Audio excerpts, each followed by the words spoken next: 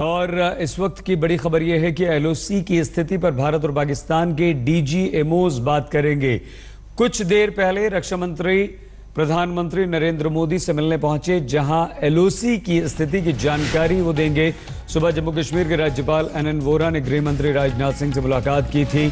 कश्मीर में सुरक्षा को लेकर बातचीत की गई। पाकिस्तान ने कल कायराना हरकत करते हुए हमारे 2 भारतीय जवान जो शहीद हुए थे उनके शवों के साथ बर्बरता की थी। प्रधानमंत्री नरेंद्र मोदी से मिलने पहुंच चुके हैं रक्षा मंत्री अरुण जेटली पूरी स्थिति का ब्यौरा प्रस्तुत करेंगे। प्रधानमंत्री नरेंद्र मोदी के सामने उन्हें बताएंगे स्थिति। भारत और पाकिस्तान के बीच एलओसी पर बातचीत होगी। डायरेक्टर जनरल मिलिट्री ऑपरेशंस दोनों तरफ के बातचीत करेंगे और एलओसी पर स्थिति की जानकारी प्रधानमंत्री नरेंद्र मोदी को अब से कुछ देर बाद दे दी जाएगी, क्योंकि पहुंच चुके हैं अरुण जेटली प्रधानमंत्री नरेंद्र मोदी से मिलने। आइए सीधे मंजीत नेगी हमारे संवाददाता के पास आपको लिए चलते हैं। मंजीत, ये कितनी अहम बैठक होगी प्रधानमंत्री के साथ और डीजीएमओस की जो बातचीत होगी, इसका अब क्या असर होगा सीमा पर स्थिति नियंत्रण करने के लिए, हालात सामान्य बनाने के लिए? देखिए सही, दोनों अहम बैठकें हैं। खासतौर से भारत की जो डीजीएम है लेफ्टिनेंट अनिल भट्ट, वो हॉटलाइन पर पाकिस्तानी काउंटर पार्ट से बात करेंगे। मंजीत, हम आपको रोकना चाहते हैं, आपकी बात पूरी सुनेंगे, आपसे बातचीत करेंगे, लेकिन इस वक्त जो तस्वीर हम आपको दिखा रहे हैं, ये शहीद जवानों के पार्थिव शरीर जम्मू पहुंचे हैं। सेना के विशेष हेलीकॉप्टर से हमारे जवानों के पार्थिव शरीर पहुंचे हैं जम्मू, और ये वो तस्वीर है। वतन की सुरक्षा के लिए सीमा पर तैनात हमारे जांबाज शहीद हुए थे। भारतीय सेना के गश्ती दल में पाकिस्तानी सैनिकों की तरफ से घात लगाकर हमला किया गया था, सीज फायर उल्लंघन किया गया था, हमारे सैनिक शहीद हुए थे। उन 2 सैनिकों के, उन 2 जांबाजों के, उन 2 शहीदों के पार्थिव शरीर इस वक्त जम्मू पहुंचे हैं और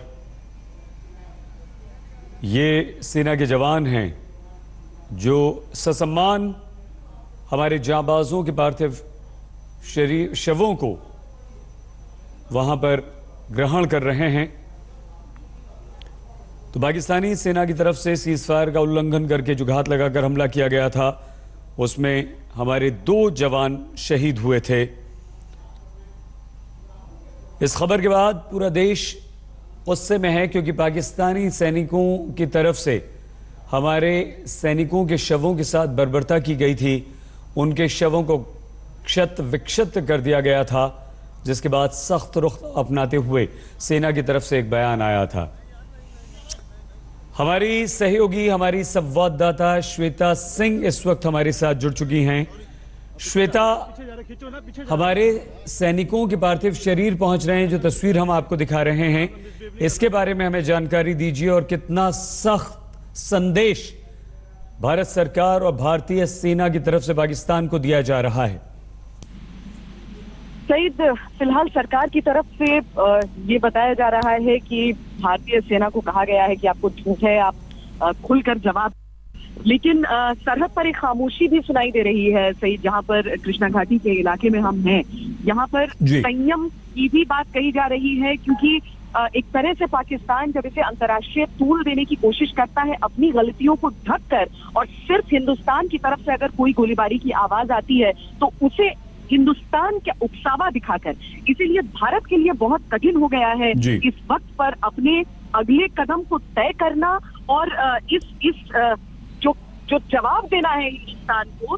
जिस तरीके से कल भारी गोलाबारी भारत की तरफ से की गई पाकिस्तानी सीमा पर, इस बर्बरता के बाद, उसके बाद आप कुछ हद तक संयम देख सकते हैं भारतीय तरफ से।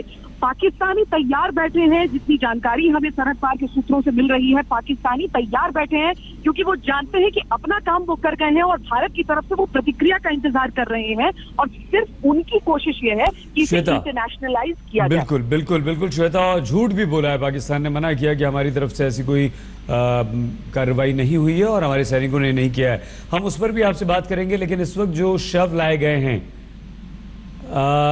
तरन तारण में, जो पार्थिव शरीर पहुंचे हैं, श्वेता इसके बारे में कुछ बताइए। किस तरह से सैनिक सम्मान के साथ अंतिम विदाई दी जाएगी और शहीद परमजीत सिंह का ये पार्थिव शरीर पहुंचा है? श्वेता, तो यहां फोन कट गया है, हम आगे संपर्क साधने की कोशिश करेंगे, लेकिन इस वक्त जो आप तस्वीर देख रहे हैं,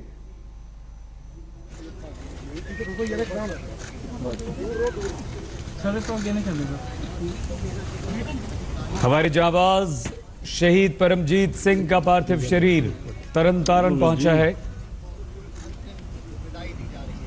अब सैनिक सम्मान के साथ अंतिम विदाई दी जाएगी। घर में कोहराम मचा हुआ है। जम्मू कश्मीर के पुंछ में कल पाकिस्तानी हमले में पंजाब के तरन तारण के रहने वाले शहीद परमजीत सिंह शहीद हुए थे। गांव वालों को अपने लाडले की शहादत पर गर्व है, लेकिन गुस्सा है और गांव वाले ये चाहते हैं कि सरकार मुंह तोड़ जवाब दे पाकिस्तान को।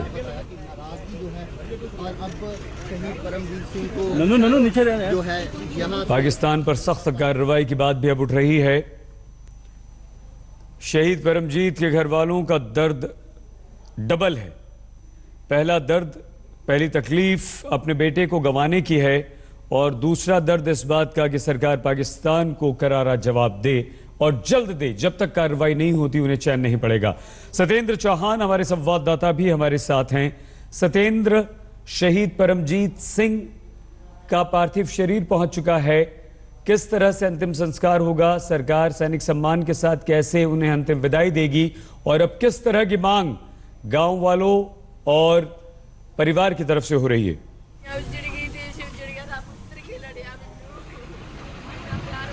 सही, देखिए जो शहीद परमजीत सिंह हैं उनका पार्थिव शरीर अभी अभी हेलीकॉप्टर से जो है उनके पैतृक गांव में पहुंचा है और फिलहाल मैं जो है उनके घर पे मौजूद हूं और उनकी बेटी सिमरन हमारे साथ मौजूद हैं। सिमरन से बात करेंगे। सिमरन, अब क्या होना चाहिए, आपको क्या लगता है? मेरे पापा की पूरी डेड बॉडी चाहिए मुझे। आज तक जितने भी शहीद हुए किसी ने कुछ नहीं किया, लेकिन मेरे पापा के लिए कुछ होना चाहिए सबके। तो ये शहीद की बेटी हैं सिमरन, और शायद ऐसे वक्त में बात कर पाना कितना मुश्किल होता है, लेकिन वो चाहती हैं, सरकार से एक रिक्वेस्ट कर रही हैं कि उनके पिताजी की जो बॉडी है वो पूरी यहाँ पर आनी चाहिए, क्योंकि जो है सही सलामत वो यहाँ से गए थे और अब उनका जो है आज अंतिम संस्कार होना है। तो ये पूरा परिवार उनका यहाँ पर मौजूद है, उनके पिताजी भी मौजूद हैं, उनकी पत्नी जो है वो हमारे साथ मौजूद हैं और उनके हाथ में अभी भी जो है शहीद जो है परमजीत सिंह का फोटो उनके हाथ में है, सीने से लगाकर बैठी हुई हैं। आप ये बताइए कि अब क्या होना चाहिए आगे? ਅਸੀਂ ਇਹੀ ਕਹਿ ਰਹੇ ਹਾਂ ਕਿ ਕੱਲ ਦਾ ਕੋਈ ਨਹੀਂ ਸਾਡੇ ਕੋਲ ਪਹੁੰਚਿਆ, ਕੋਈ ਸਰਕਾਰੀ ਮੁਲਾਜ਼ਮ ਨਹੀਂ ਸਾਡੇ ਕੋਲ ਆਇਆ। ਸਾਰਾ ਵਰਲਡ ਸਾਡੇ ਨਾਲ ਹੈ, ਸਾਰਾ ਦੇਸ਼ ਸਾਡੇ ਨਾਲ ਹੈ, ਪਰ ਸਰਕਾਰੀ ਮੁਲਾਜ਼ਮ ਕਿਸੇ ਨੂੰ ਵੀ ਸਰਕਾਰ ਨੂੰ ਸ਼ਰਮ ਨਹੀਂ ਆਈ। ਐਡਾ ਵੱਡਾ ਕੁਰਬਾਨੀ ਪਰਮਜੀਤ ਸਾਹਿਬ ਨੇ ਕੁਰਬਾਨੀ ਕੀਤੀ ਆ, ਉਹ ਵੀ ਜਾ ਕੇ ਪਾਕਿਸਤਾਨ ਦੀ ਹੱਦ ਤੇ ਅਜੇ ਤਾਈਂ ਕੋਈ ਨਹੀਂ ਸਾਡੇ ਕੋਲ ਪਹੁੰਚਿਆ। ਕਿਸੇ ਨੇ ਸਾਨੂੰ ਖਬਰ ਨਹੀਂ ਪੁੱਛੀ। ਬੱਚੇ ਰੋਂਦੇ ਕਲਾਂਦੇ ਕੱਲਦੇ ਵਿਲਕਦੇ, ਸਭ ਰਿਸ਼ਤੇਦਾਰ ਆਏ, ਸਾਰੇ ਭੈਣ ਭਰਾਵਾਂ ਨੇ ਬਹੁਤ ਸਾਥ ਦਿੱਤਾ, ਪਰ ਸਰਕਾਰ ਵੱਲੋਂ ਕਿਸੇ ਨੇ ਕੋਈ ਸਹੂਲਤ ਨਹੀਂ ਸਾਨੂੰ ਦਿੱਤੀ। ਕਿਸੇ ਨੇ ਆਣ ਕੇ ਪੁੱਛਿਆ ਤੱਕ ਨਹੀਂਗਾ ਕਿ ਤੁਹਾਡੇ ਨਾਲ ਕੀ ਹਾਦਸਾ ਹੋ ਗਿਆ ਨੇ।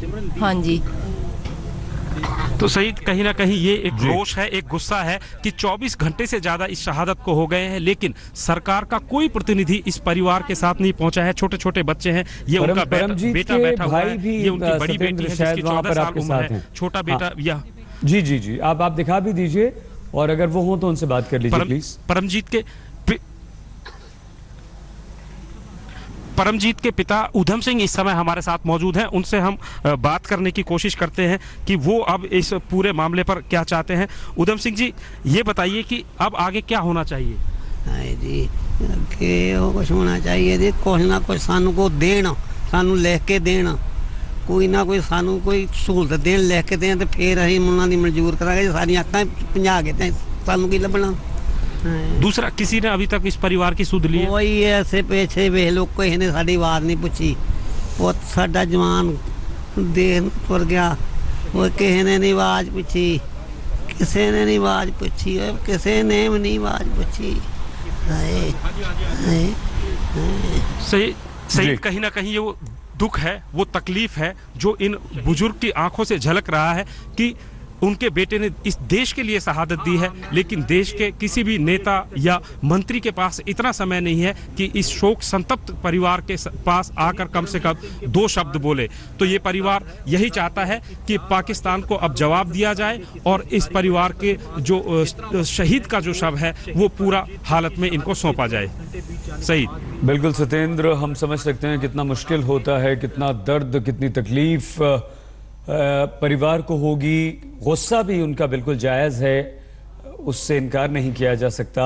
आपके लिए भी मुश्किल होता है सत्येंद्र कि वहां बैठकर बच्चों से, पत्नी से, पिता से ऐसे मौके पर बात करें, लेकिन गांव वाले जो हैं वो इस वक्त क्या कह रहे हैं? उनमें पाकिस्तान को लेकर, पाकिस्तानी सैनिकों की घिनौनी हरकत को लेकर कितना गुस्सा है सत्येंद्र? देखिए, यहाँ पर तमाम गांव वाले भी मौजूद हैं, उनसे भी हम बात करने की कोशिश करते हैं। और यहाँ पर जो है लगभग सारे गांव वाले लोग यहाँ पर बैठे हुए हैं और कहीं ना कहीं हर किसी के को रोष है कि पाकिस्तान ने ये कायराना हरकत करी है। और जो काफ़ी संगी साथी हैं शहीद परमजीत सिंह के, जो इस समय हमारे साथ मौजूद हैं और यहाँ पर वो लोग हैं। ये बताइए कि अब किस तरीके से जवाब दिया चाहिए पाकिस्तान को? आर पार की लड़ाई होनी चाहिए, इन्होंने एक सबक सिखाना चाहिए जी। ਜਿਹੜਾ ਇਹਨਾਂ ਨੇ ਮਾੜੀ ਹਰਕਤ ਕੀਤੀ ਨਾ, ਇੱਟ ਦਾ पत्थर नाल जवाब देना चाहिए जी। आप क्या कहना चाहेंगे? हम तो ये कहना चाहेंगे कि 1948 से लेकर 2017 तक इंडिया गवर्नमेंट की जो पॉलिसी है कश्मीर बारे बिल्कुल गलत है, जीरो है। इसीलिए हमारा नुकसान हो रहा है। पहले वो हम जानते हैं 1948 की जो जंग हुई थी, उस वक्त जो वो लुटेरे थे ना। हम सत्येंद्र के पास दोबारा जाएंगे, लेकिन इस पूरे मामले पर सेना का बयान इस वक्त आ रहा है, आपको सीधे लिए चलते हैं। सर, कितने लोग पेट्रोलिंग पे थे बीएसएफ के?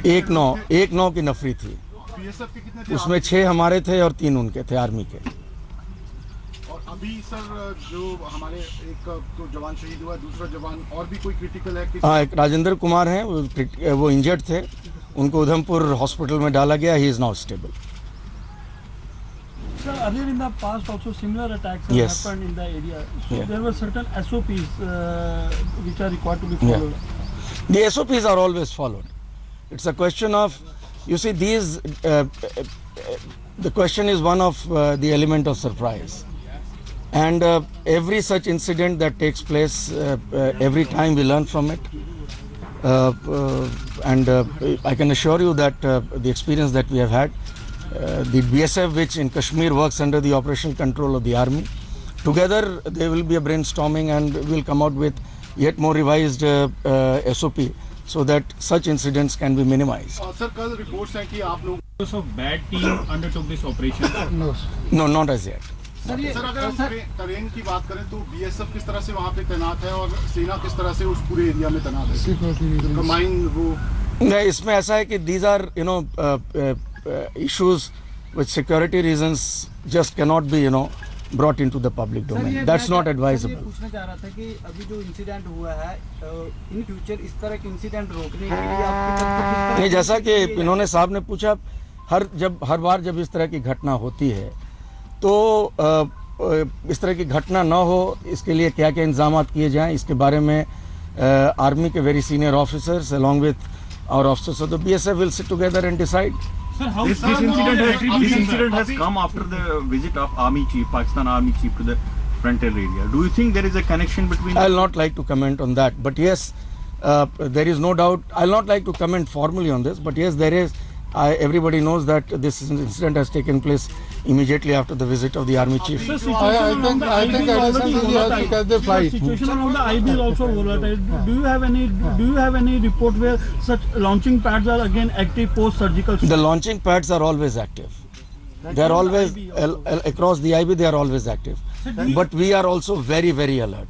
So far, the IB is under direct control of Army, BSF. So far, there has not been a single incident of successful infiltration. Sir, Thank you so much, gentlemen. Thank you so one much. last question, sir. Sir, do you have any input how many militants are waiting across the line of control? That's something which we can't really share. These numbers and statistics are not for public domain. Thank you so much. Thank you so much.